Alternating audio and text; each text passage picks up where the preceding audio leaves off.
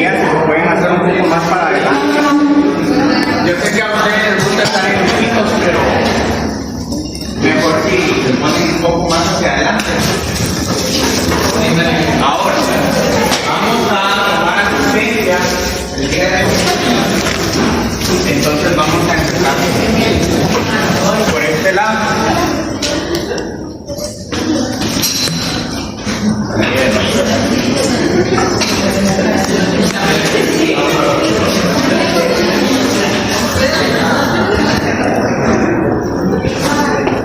bien.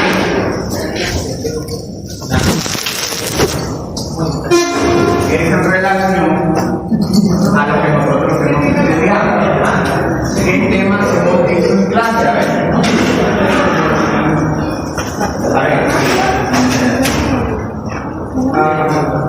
Voy a llamar por nombre. Oigan, porque ya me los aprendí.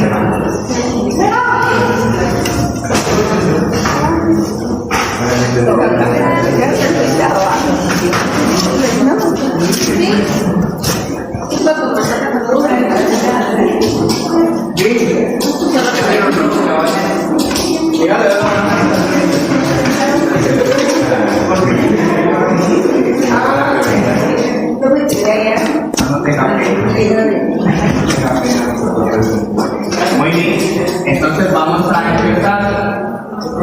¿Qué temas hemos visto en clase referentes a la responsabilidad internacional? Muy bien. Resolución de conflictos en materia internacional. ¿Qué otro? En las exposiciones también hubieron temas importantes, ¿verdad? La dictadura, todo en materia de derechos humanos, ¿verdad? Pero hoy nosotros vamos a trabajar un poco lo que es un repaso sobre unos temas, ¿sí? Y voy a empezar con la responsabilidad internacional. Y voy a llamar por nombre para que la clase sea participativa, ¿sí? Así que ya ustedes pueden dar su punto de vista, su criterio, ¿verdad? No importa que se equivoquen porque realmente aquí nosotros estamos para ver, ¿verdad? Entonces, cuando yo les hablo o les menciono responsabilidad internacional, ¿a qué nos vamos a referir? Los estados tienen responsabilidad tanto legislativa, ejecutiva y judicial con respecto a las resoluciones que emitan relacionadas a una violación de algún tratado. Vamos bien, ¿sí? Vamos bien, muy bien.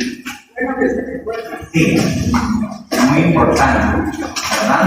Muy bien, cuando yo les hablo de responsabilidad internacional, podemos mencionar que es aquella institución por la cual se produce, por ejemplo, ahorita no estoy dictando, ¿verdad? Porque ustedes van a asociar, ustedes con estos apuntes, ¿verdad? Sí, eso ya lo tienen en sus apuntes, ¿verdad? Muy bien, muy bien. Cuando se produce una violación del derecho internacional, ya sea de dos formas. ¿Cuáles son esas dos formas? ¿Se recuerdan? Está la forma directa y la forma indirecta, ¿verdad? Por acción u omisión. Y aquí el Estado que ha causado esa violación debe reparar el daño, ya sea en materia, en forma material o moral, ¿verdad? Causado a otro u otros estados, ¿sí? Y como mencionaba el compañero, hay lo que es órganos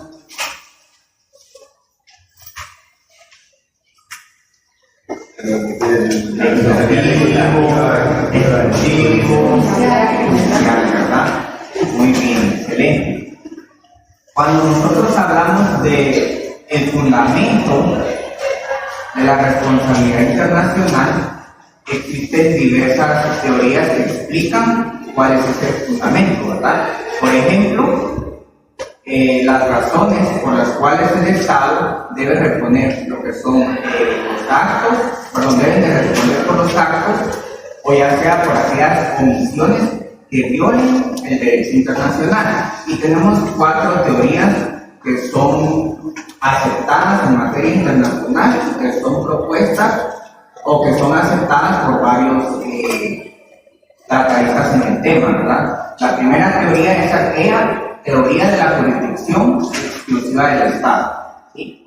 Y esta teoría es la que sostiene que la responsabilidad internacional se fundamenta en lo que es la jurisdicción exclusiva que cada Estado ejerce sobre su territorio.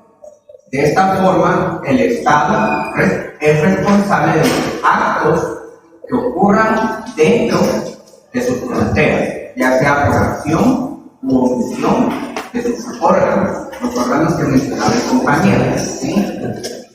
Ahora, la segunda teoría es aquella teoría del consentimiento internacional.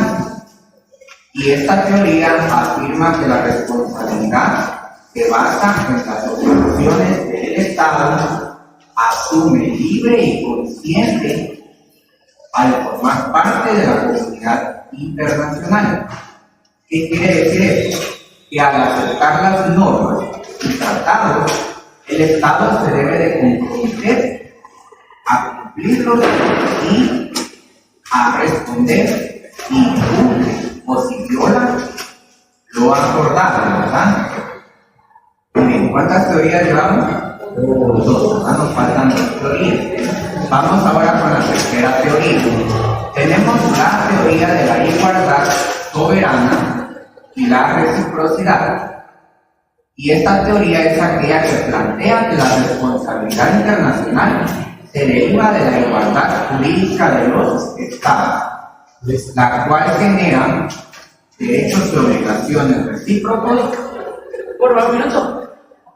Permiso. ¿Cómo está?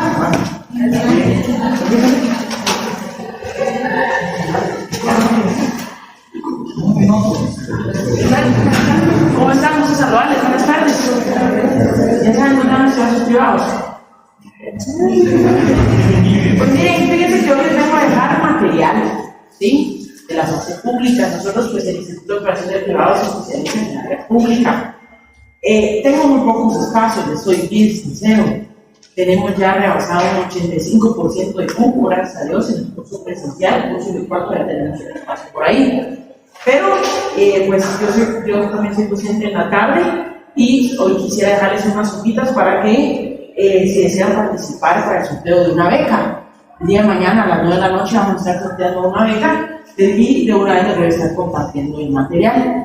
Les voy a pasar también un código QR para que se puedan agregar al grupo de WhatsApp y pues puedan participar, ¿verdad? Sí es importante que ustedes empiecen a verificar ya, porque a partir del 30 de noviembre, pues ustedes dejan de ser estudiantes, ya se convierten en un abogado en potencia, ¿verdad? Dejémoslo en estudiantes entonces, ¿verdad? Entonces, yo les voy a compartir el link, perdón ahí, y pues les voy a compartir esta parte de acá y para que deseen participar. El 30 de noviembre. 30 de noviembre.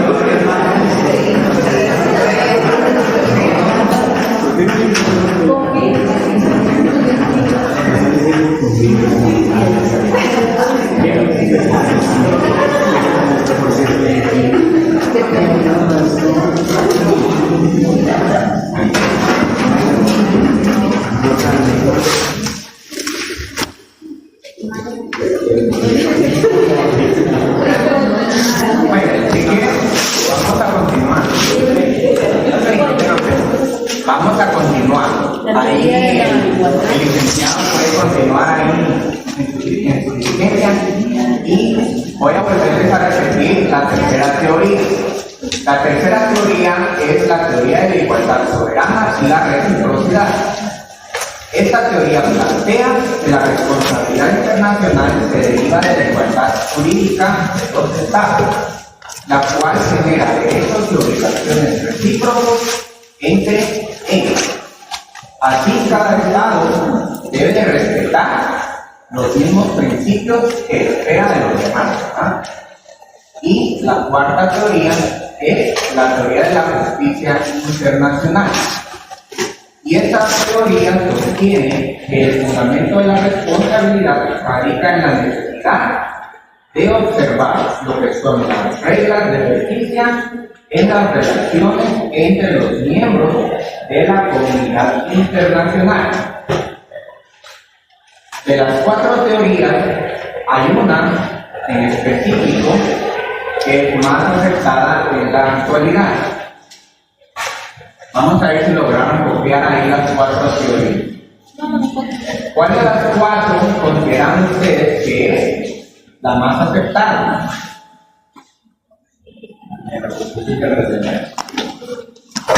Correcto. La cuarta teoría es la teoría más aceptada en la actualidad, pues en ella se apoya lo que son principios universales, ya sea de equidad, de buena fe y respeto al derecho internacional. ¿Sí? Muy bien. En la responsabilidad internacional también hay elementos. ¿Sí? ¿Cuáles son estos elementos? Son elementos esenciales. ¿Sí? Tendrán ahí por casualidad apuntes de cuáles son estos elementos.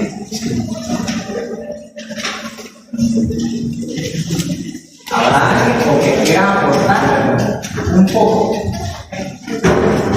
¿No? Muy bien.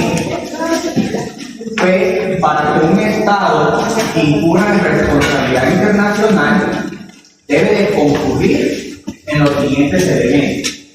Y estos elementos son esenciales. Primero tenemos los actos u omisiones violatorios del derecho internacional.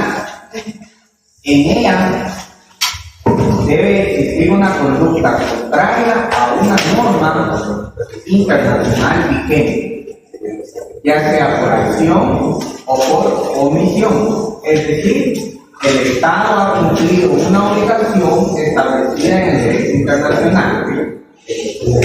El segundo elemento es la imputabilidad al Estado. El acto ilícito debe de ser atribuido al Estado, ya sea de forma directa o indirecta. Esto incluye todos los actos realizados por órganos, agentes o personas que actúen en su nombre o bajo su control. ¿Sí? Tercero, daño o perjuicio efectivo. ¿Sí? Ese es el tercer elemento. Y en este elemento debe de haberse producido un daño real y comprobable por un Estado a otro, a sus nacionales o a la comunidad internacional. ¿Sí? Y este perjuicio puede ser material o moral, pero debe de demostrarse su existencia y la relación con el acto ilícito, ¿verdad? Entonces, ¿cómo se clasifica la responsabilidad internacional? Sí, ya vemos que de forma directa e indirecta, ¿verdad? Correcto. Sí. Muy bien, entonces cuando hablamos de la clasificación podemos mencionar que hay diferentes puntos de vista realmente, ya sea por su origen, puede ser de forma directa o indirecta, como dice el compañero, e inclusive de forma, inclusive por su fundamento, que puede ser de materia moral o jurídica, ¿verdad? Y ahí mismo se pueden subdividir. Por ejemplo, la jurídica se subdivide en delictiva o contractual. Eso es en torno a su clasificación.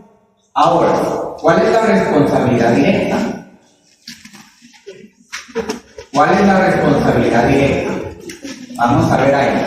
¿Quién me puede dar una idea? Porque no es necesariamente que den la definición, ¿verdad? ¿Cuál es esa responsabilidad directa? A ver. Las realizadas por el propio Estado.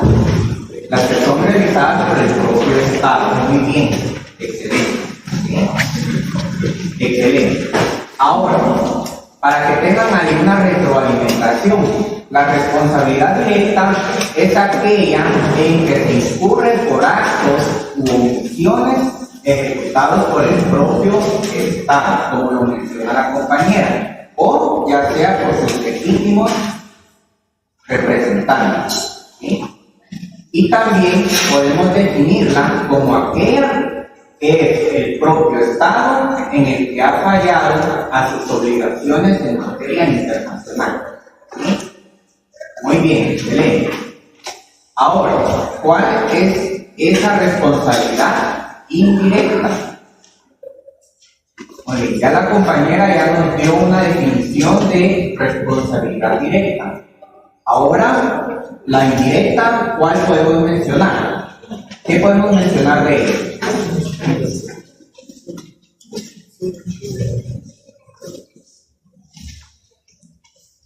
Vamos a llamar por nombre.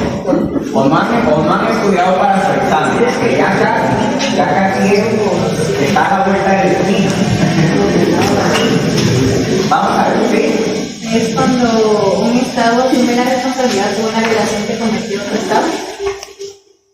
Vamos muy bien, excelente. Muy bien.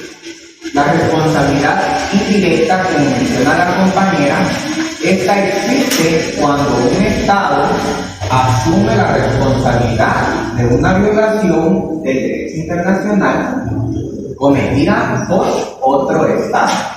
Y también podemos mencionar que esta proviene de todos los actos practicados por simples particulares, pero de alguna manera se imputa al gobierno del Estado. Eso podemos mencionar de la responsabilidad indirecta. ¿Sí? Ahora, también podemos mencionar que existe una responsabilidad moral y jurídica. ¿Alguien tiene idea de qué hablamos cuando nos referimos a responsabilidad moral y jurídica? Perdón.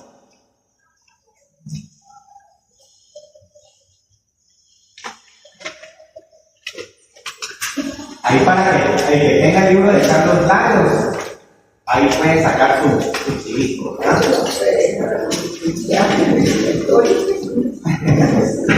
Gracias. Eso está en el libro de Carlos Lagos. Yo en mis apuntes tengo que la responsabilidad moral resulta de la violación de un deber moral y la única sanción es la conciencia internacional. Muy bien, excelente. Ahorita la compañera nos dio una definición de responsabilidad moral, pero ¿cuál es la responsabilidad jurídica?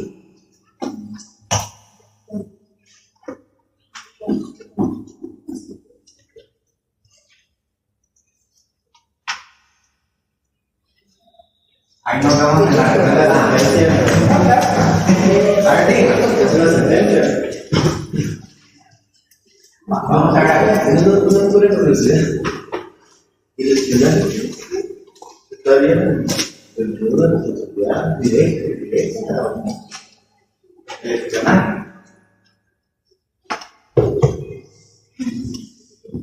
¿Qué opina? Menciona que podría yo aplicarlo dentro de las medidas represivas. No estaba por la otra, sino hacer golpes, como está en las represalias conservadas. Pero no es directamente eso, ¿verdad? Sino que está porque no es un medio de solución de conflicto. Ese no es un medio de solución. Podría ser un medio de represión, ¿verdad? Podría ser sobre eso. Y por eso es que Carlos Nájera no lo menciona. Usted lo está trayendo aquí, porque pienso en eso, se me ocurrió. Pero eso tiene que tener una clasificación es una política, parte de la política diplomática. Acuérdense que el papel del embajador es político y la política diplomática es ahí es donde tiende a cuestionar. Ahí es parte de las labores del político, del embajador, ya sea que él lo realice directamente o de contrario, o que le nombre el Estado o algunas otras personas para que realicen el espionaje. Como los otros pueden hacer con el espionaje también. Se realice. Pues ¿saben quién cae primero aquí? ¿Quién acaba primero aquí, verdad? Que hace el espionaje, ya se puede. Sí, yo diría que es una parte de la política de los embajadores. Política diplomática, por decirlo. Muy bien. Muy bien. Entonces, vamos a. A ver qué opinan los compañeros. ¿Algún giro final? Sobre responsabilidad moral o jurídica. ¿No? Pero es cuando llegan las violaciones a una corte y ahí es donde se o es la relación de daños. Ya hay un proceso, ¿verdad? Sí, ahí vamos. Ahí vamos en el proceso. ¿Sí? Vamos a ver. Responsabilidad jurídica. Sí, la responsabilidad jurídica. Resulta de actos que, bueno, las violaciones de actos que ya son sancionados como actos criminales. La relación de actos, que no le escuché bien. De actos que ya son sancionados. Bueno, Sancionados por la ley. vamos entonces. La responsabilidad moral resulta de la violación de un deber moral, como lo mencionaba la compañera, y la única sanción es la conciencia internacional. La responsabilidad jurídica resulta de la violación de un deber legalmente sancionado, la que puede provenir de un acto criminal o de la no ejecución de un compromiso adquirido por contrario. Entonces, eso es en cuanto a la responsabilidad moral y jurídica. ¿Cuáles son los efectos que podemos mencionar nosotros de la responsabilidad? ¿Cuáles son esos efectos?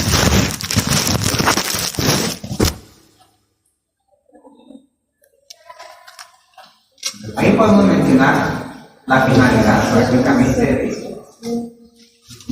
Cuando se incurre en responsabilidad. La finalidad de la institución, la responsabilidad internacional. Es la reparación y la satisfacción. Muy bien, excelente. La reparación y la satisfacción, ¿verdad?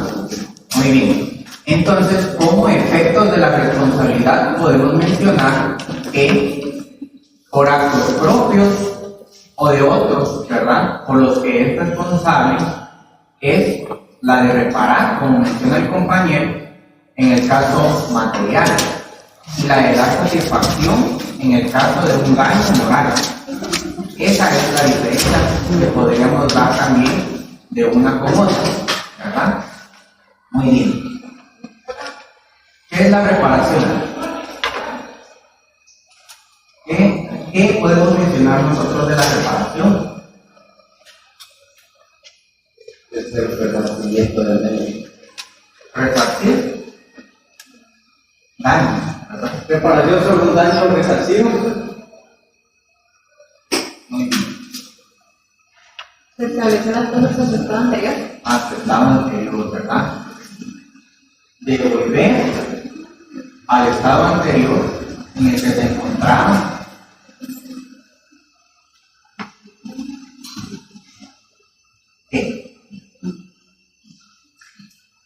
Lo que se dañó prácticamente, ¿verdad? Esa es la definición que podemos dar. Bueno, Entonces, Y depende del caso, ¿verdad? Porque, digamos, hay cosas que se pueden restituir al estado en que se importaban antes de cambio, ¿verdad? Pero hay cosas que no se pueden restituir. Por ejemplo, la ofensa a la honra, a la fama, al prestigio, ¿verdad? Cuando ya salió un video que desacreditó a una persona o a un funcionario, que pues ya se dejó, es difícil prepararlo por el grupo medio. Entonces el juez puede calcularlo en una indemnización. Y por ahí se van por unos 2 millones por los daños que se causaron. Y aunque no es directamente una reparación, es una compensación. muy bien. Muy bien. Entonces, cuando hablamos nosotros de reparación, Carlos Larios en su libro menciona que no debe de ser menor ni mayor al perjuicio o al daño causado, ¿verdad? Y este debe de tomar en cuenta el logro restante y pago de intereses cuando procede, ¿verdad? Porque hay casos en los que no van a proceder. Y conlleva restablecer las cosas al estado anterior, pero como menciona la licenciada, ¿verdad? Hay cosas que no se pueden restituir al estado anterior. Muy bien. La reparación. Sí. Ahora, cuando hay daños, perdón, obviamente, entonces sí se puede evitar la indemnización directamente. Pero cuando no se puede restituir, también está la satisfacción. Y esa satisfacción puede consistir en la publicación de la sentencia, o en la publicación de una reivindicación, o de un perdón, que una persona le pide perdón a otra, ¿verdad? O un grupo le pide perdón a otra, o un país. Entonces esa es una satisfacción, que aunque no está valorada en dinero, pero sí sirve de todas maneras. O digamos, ponerle el nombre de la persona ofendida a un libro, o a un monumento, o a un, qué sé yo, a un programa de becas. Hay diferentes formas de reparar. El género es reparar, y la especie es la indemnización y la satisfacción. Muy bien. Excelente.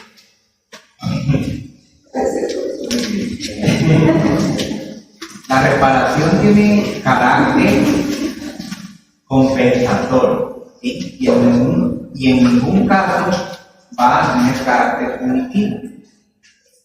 Esto lo podemos traducir, por ejemplo, como el pago de una indemnización monetaria que cubra suficientemente el daño causado, la derogación de una ley, la libertad de un individuo, o ya sea la reconstrucción de alguna propiedad, ¿verdad? Ahora, cuando hablamos de la satisfacción, podemos mencionar que esta comprende lo que es un daño moral. Puede ser por ejemplo, un insulto a un mandatario, a un símbolo patrio, etc. Debe de ser pública y suficientemente convincente. Si no es convincente, no se va a tomar como bien recibido, ¿verdad? Esto es algo que tenemos que tener en cuenta para que sea aceptado. Y podemos mencionar que la satisfacción se puede traducir también como un símbolo o manifestación de simpatía, de sentimiento, de restitución del autor de la ofensa. Por ejemplo, también se da cuando se castiga al culpable de un hecho, ¿verdad? Saludo y honores a los símbolos patrios. Esas son algunas formas en las que se puede hablar la satisfacción, ¿verdad? Y su particularidad es reivindicar la dignidad y el honor, ya sea del Estado ofendido, ¿verdad? Muy bien. Vamos a continuar ahora. Ya la responsabilidad internacional creo que ya la tenemos un poco más clara. Ya estamos un poquito más frescos con el tema, ¿verdad? Claro que si nos vamos a hablar de responsabilidad internacional, pues podemos estar aquí 3, 4 horas. Vamos a tocar otro tema muy importante que yo estoy muy seguro de que los vamos a evaluar. Lo vamos a evaluar, que son los medios de solución de conflictos internacionales. Ese tema, en lo personal, a mí me gusta mucho, ¿verdad? Porque ahí se pueden dar diferentes medios para solucionar controversias, ¿verdad? Muy bien. Y voy a empezar con este tema, con una cita de un jurista ecuatoriano, ¿sí? Y él menciona que el afán de solucionar problemas, conflictos o malentendidos es propio de la naturaleza humana, cuyos individuos han procurado preservar la tranquilidad y paz individual o colectiva a través de la aplicación de distintos métodos, los mismos que han variado según el tiempo y la ubicación de los distintos grupos que dieron inicio a la población actual de este planeta. ¿Por qué creen ustedes que esta persona menciona han variado según el tiempo? ¿Ustedes creen que los medios de solución de conflictos han variado con el tiempo? ¿Sí? ¿Será que el arbitraje estaba desde la edad de piedra? ¿Será que estaba la negociación, la conciliación, la mediación? ¿Todo eso estaba desde el principio? No, ¿verdad? No vamos a hablar aquí de la teoría de la creación, ¿verdad? Pero sabemos nosotros que se creó un hombre, no empezaron, vamos a crear los medios coercitivos, vamos a crear los medios de solución, ¿verdad? No, primero fueron por pasos, ¿verdad? Y ya los humanos fueron los encargados de dilucidar, ¿verdad? Todas estas controversias con distintos métodos, ¿verdad? Que han cambiado a lo largo del tiempo, ¿sí? Entonces, vamos a ver quién me puede dar la respuesta de la siguiente pregunta. ¿Cómo podemos catalogar los medios pacíficos y o diplomáticos? La conciliación, ¿cómo los podemos individualizar? Vamos a ver. Díganme. Está la mediación, La negociación, ¿verdad?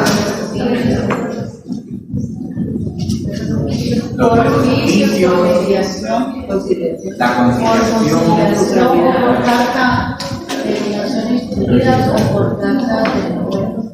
muy bien, correcto. Muy bien.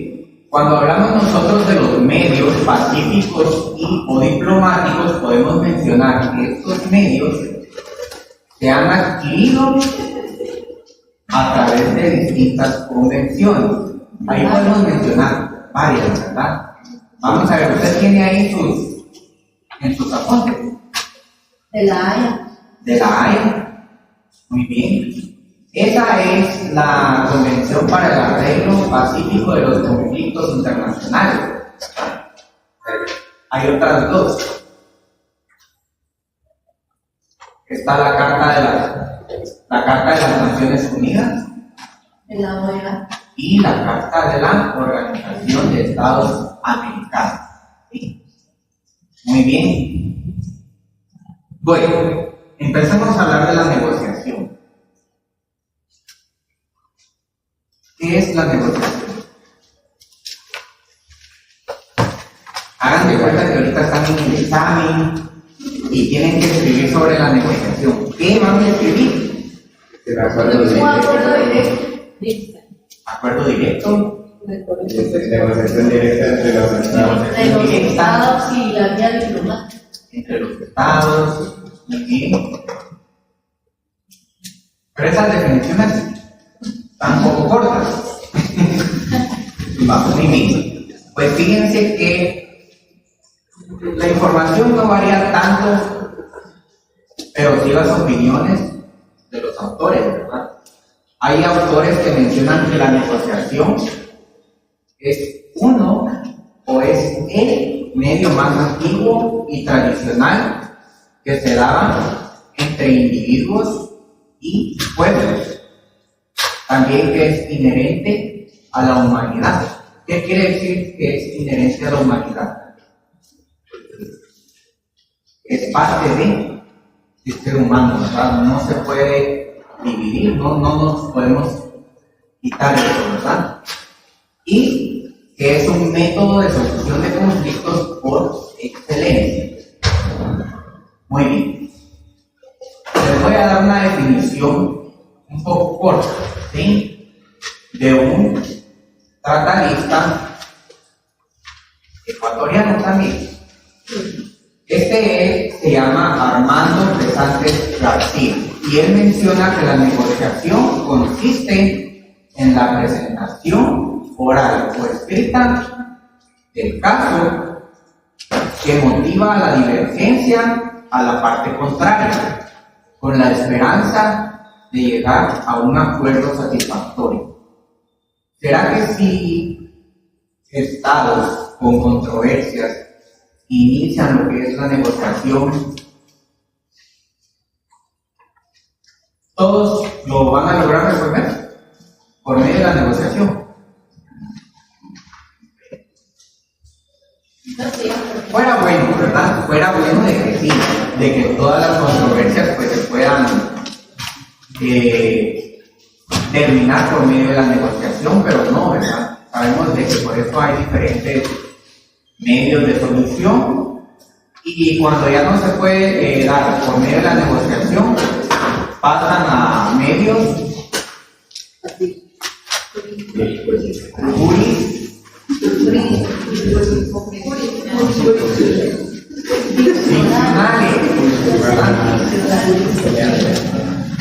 o el arbitraje, ¿verdad? Va, muy bien. Podemos mencionar también de que por medio de la negociación podemos llegar a cuatro, ¿cómo les podríamos decir? A 4 pasos, ¿sí? Podríamos llegar a 4 pasos o 4, vamos a recordarlo otra vez porque no encuentro la palabra adecuada. Se da la negociación, se da el proceso de negociación y hay 4 vías en las que puede terminar la negociación. Ahí está. La primera vía es que una de las partes va a aceptar las reclamaciones que está haciendo la otra parte, ¿verdad? La otra vía es el desistimiento, que es cuando una parte renuncia a las pretensiones. La otra vía que se puede dar también es la transacción, y esta es el entendimiento mutuo producto de las concesiones recíprocas. Y la cuarta vía y última es la ruptura por desacuerdo total entre las partes. Y es ahí cuando ya se va a un medio jurisdiccional, ¿verdad? Que así lo deciden, ¿verdad? La tercera es la transacción, el entendimiento mutuo entre las partes producto de las concesiones recíprocas entre ambos, ¿verdad? Muy bien. En el libro de Carlos Larios menciona que la negociación es una negociación directa cuando se lleva a cabo, por ejemplo, por medio de personas aptas, personas con experiencia y con suficiente personalidad y personería, ¿verdad? Por ejemplo, lo que son los ministros, los jefes de Estado, legados, comisiones ad hoc, etc. ¿Verdad? Cuando se trata de varios estados, generalmente se convoca a una conferencia, ¿verdad? A una conferencia. Y esta conferencia va a ser equivalente al establecimiento de las negociaciones. Muy bien. En las negociaciones siempre va a haber compromisos. Todos van a ganar algo o pueden que pierdan, ¿verdad? Esto es así. Muy bien. Y Carlos Larios en su libro también menciona que estas se pueden dar por escrito o personales, de forma oral, ¿verdad? Este procedimiento de las negociaciones diplomáticas directas entre las partes interesadas es el recurso previo que los tratados sobre solución de conflictos establecen antes de recurrir a otros procedimientos, ¿verdad? Muy bien. Ahorita nosotros hablamos un poco de la negociación, pero también hay otros medios de solución, ¿verdad? Tenemos los buenos oficios, tenemos también la mediación, la investigación, conciliación, y de ahí podemos pasarnos a los medios jurídicos o jurisdiccionales, ¿verdad? Los arreglos judiciales, el arbitraje, que forman parte de estos medios jurídicos o jurisdiccionales. Vamos a ver, cuando hablamos de buenos oficios, ¿a qué nos vamos a referir? ¿Cuáles son estos? Buenos oficios. A ver.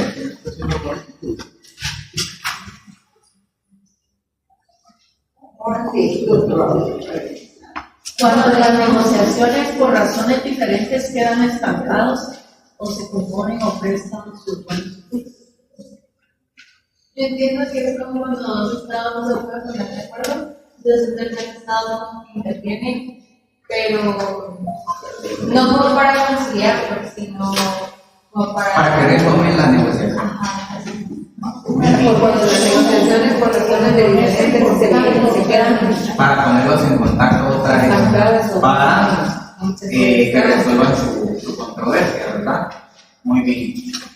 Sí, podemos mencionar los buenos oficios. Yo les voy a dar una definición, ¿verdad? Los buenos oficios podemos mencionar que cuando no llega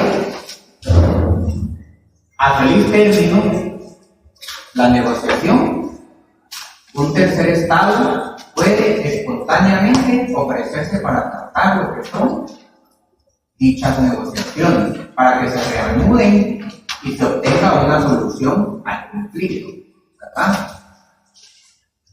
También hay otras definiciones. Por ejemplo, es aquella acción amistosa de una tercera potencia que propone a los estados en litigio un terreno de acuerdo y se esfuerza en llevarlos al mismo mediante una especie de discreta injerencia. Pero también hay más definiciones, ¿verdad? Y la última que les voy a dar consiste en la tentativa de un tercer estado para allanar a los litigantes a iniciar negociaciones o a reanudarlas si hubiera ocurrido su ruptura, sin tomar parte directa entre ellas. ¿Sí? A eso nos referimos nosotros con los buenos oficios. Vamos a ver aquí mediación. Mediación, a ver. ¿Qué podemos mencionar de la mediación?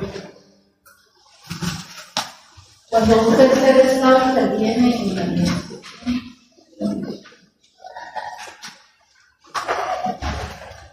O varios, ¿verdad? Pueden intervenir. Muy bien. Les voy a dar una definición. Estos son dos autores. Uno se llama Lucio Moreno y el otro se llama Carlos Olini.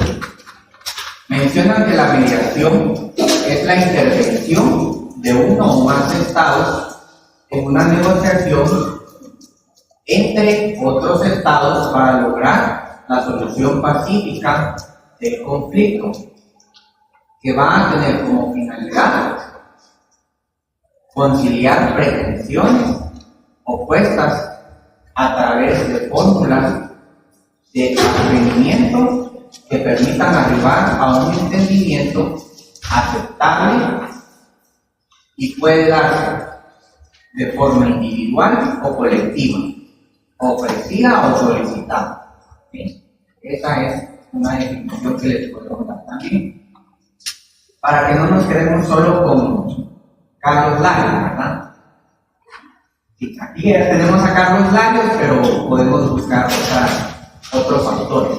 ¿Sí? Muy bien. Vamos ahora con la investigación. Ese forma parte de los medios pacíficos, ¿verdad? ¿Lo tienen ahí en sus apuntes? Sí, muy bien, excelente. Bueno, la investigación también se puede conocer, bueno, hay personas que la conocen por otros nombres, ¿verdad? Por ejemplo, como comisión de investigación, encuesta o determinación de los hechos. Y esta fue concebida por la Convención de la Haya en el año 1899 y fue adoptada por la Sociedad de Naciones, la Organización de Naciones Unidas y la Organización de Estados Americanos. Y aquí podemos mencionar que la investigación sucede cuando las partes en común acuerdo otorgan a una comisión la facultad de esclarecer una divergencia, la cual investiga gozando de los privilegios e inmunidades diplomáticas, rinde su informe por mayoría de votos, aclarando todas aquellas cuestiones de hecho que rodean un conflicto, o el conflicto en específico, ¿verdad? Sin pronunciarse de modo alguno acerca de las responsabilidades que de ellas se van a deducir. Aporta a las partes todos aquellos datos que recopilaron, ¿verdad?, que se consideran relevantes para la solución de la controversia. Podemos mencionar aquí que ellos van a recopilar lo que son antecedentes históricos, ya sea mapas, todo aquello que sea pertinente para dar a conocer la causa o el motivo del conflicto. ¿Sí? Muy bien. ¿Qué tiene que significar esos aspectos? Todos parecen lo mismo, pero son diferentes. Es diferente la negociación de la mediación, es diferente la mediación de los buenos oficios. Cada uno tiene su propio lenguaje y sistema. Parecieran iguales, pero Sí, tienen sus diferencias. No, es la pena. Sí, tienen sus diferencias, aunque no les voy a admitir que cuando yo estaba sentado en el escritorio, así como están ustedes ahorita, yo pensaba que la mediación y la conciliación eran lo mismo. Pero ya uno después, o pueda que no, porque hay personas que ya no lo pueden estudiar, se quedan con que sí es lo mismo, pero no. Cada uno tiene sus características o sus particularidades, ¿verdad?, que los hacen diferentes. Muy bien. Vamos ahora con la conciliación. Este es igual a la mediación. No, ¿verdad?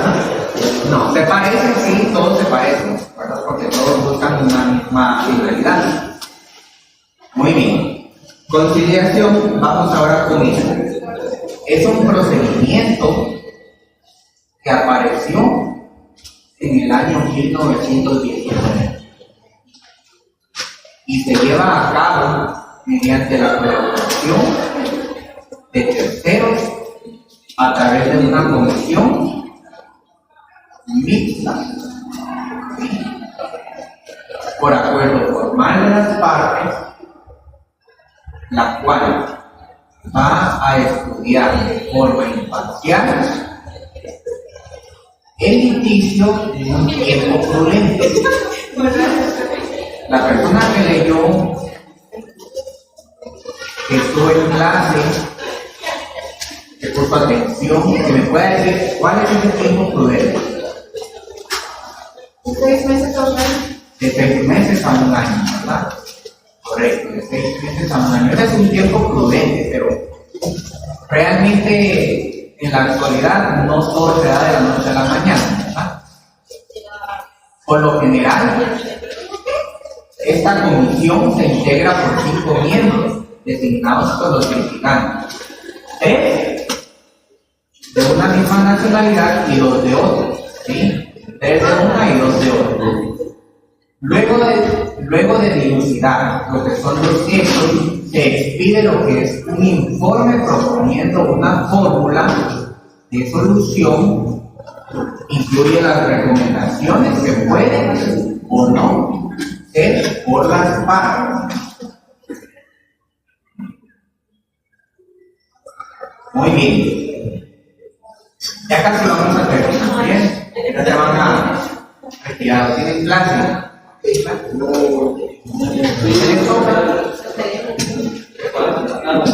Oye, vamos entonces ahora con los medios jurisdiccionales o jurídicos. Muy bien, medios jurídicos o jurisdiccionales. Y aquí yo les voy a hacer 2 preguntas. Vamos con la primera pregunta, y esta es para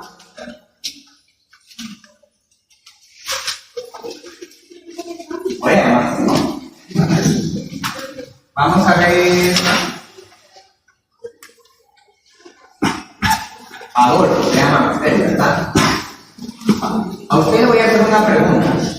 Solo tiene que responder en base a su criterio. ¿Qué tipo de conflicto o qué tipo de conflictos se pueden someter ante órganos jurisdiccionales? Todos los que sean de materia internacional.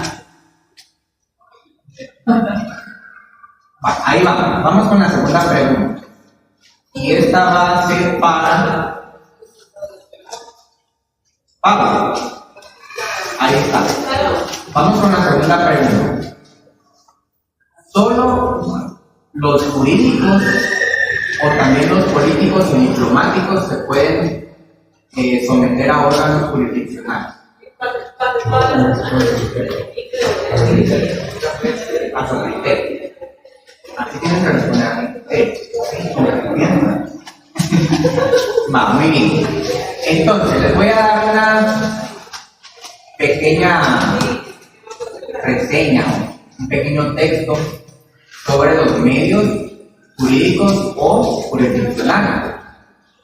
Sin duda, estos representan lo que es una vía para solucionar las controversias a través de órganos jurisdiccionales, o ya sean órganos de justicia internacional.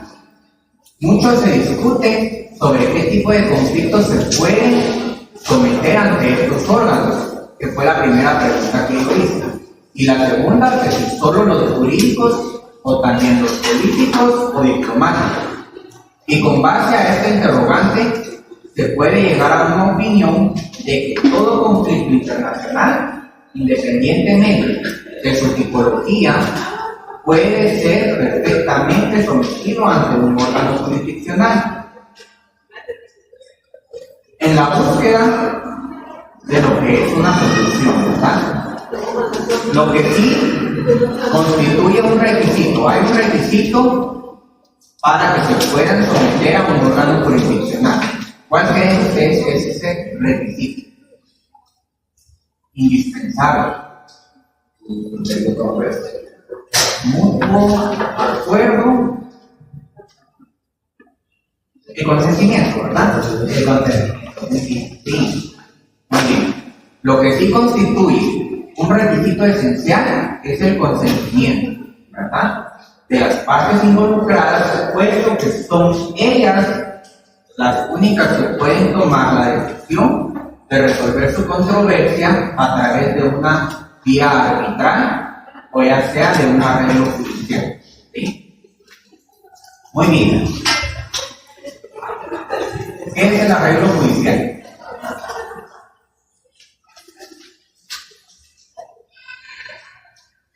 arreglo judicial.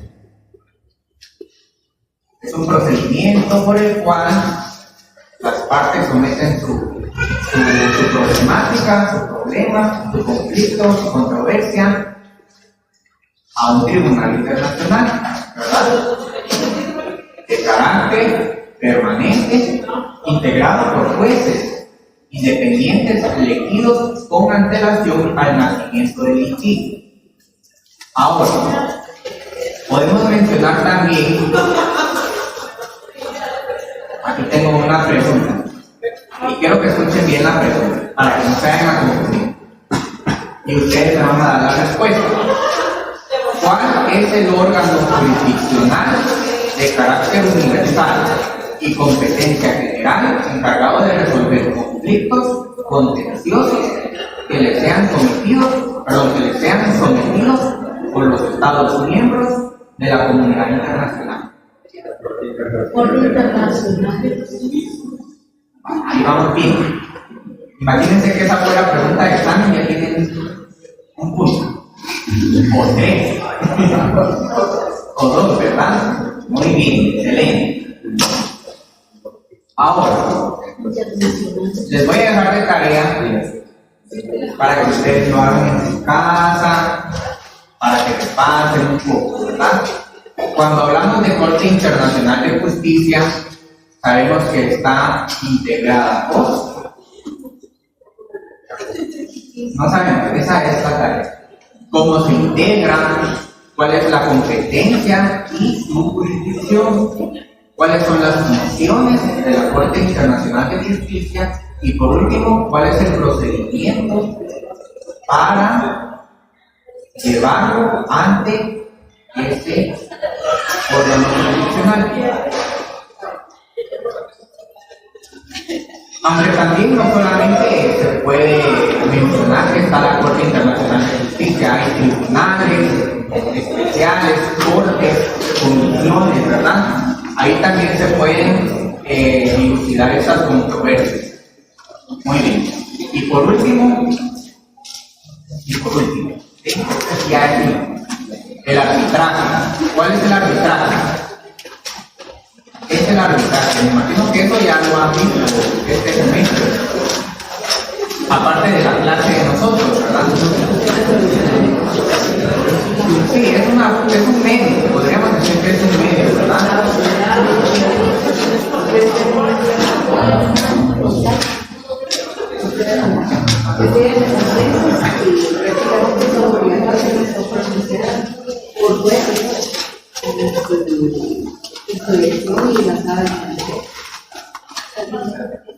Vamos a ver. Les voy a hacer una pregunta. Vamos con la pregunta. ¿Quién toma las decisiones cuando, por ejemplo, una controversia llega a un arbitraje?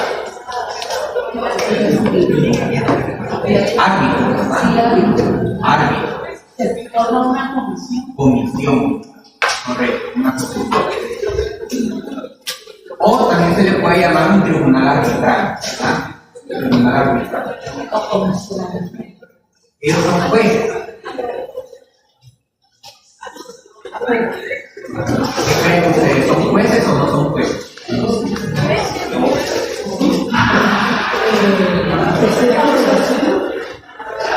Son personas que saben de las cosas. Les queda de tarea. Para que estén preparados para el examen. Muy bien. Hay dos tipos de arbitraje en materia internacional. ¿Cuáles eran?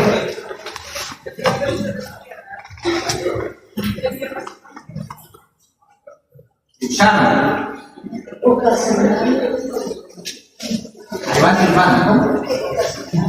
Ocasional, el arbitraje ocasional y el arbitraje institucional. Muy bien. Estos son los dos tipos de arbitraje en materia internacional. Muy bien. ¿Cómo termina la controversia en un arbitraje? Por medio de un laudo arbitral. Muy bien. ¿Qué definición podemos dar de un laudo arbitral?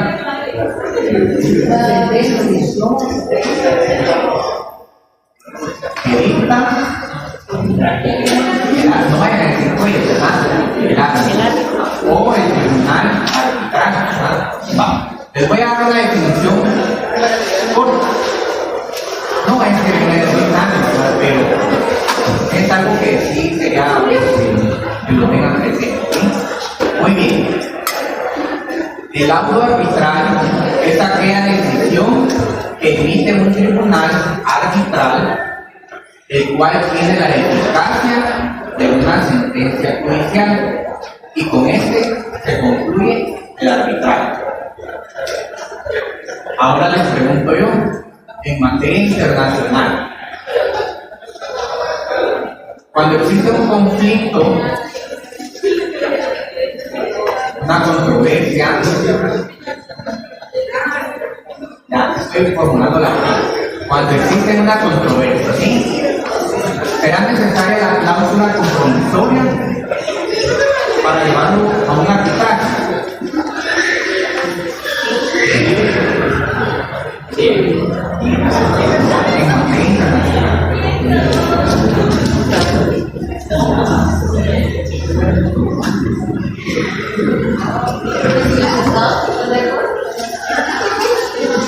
Si los estados están de acuerdo. Pero si, por ejemplo, la causa de ese conflicto viene de una convención, ¿sí? y no está estipulado que se puede dar por medio de un arbitraje la solución a la controversia.